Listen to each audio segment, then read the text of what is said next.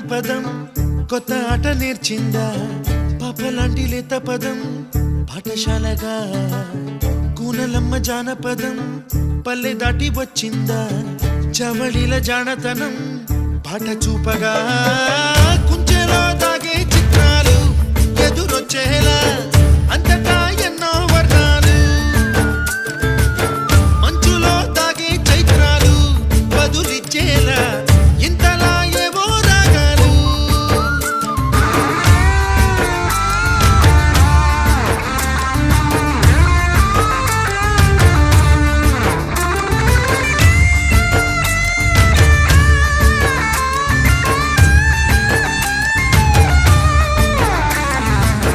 ఆకతాయి సందడిగా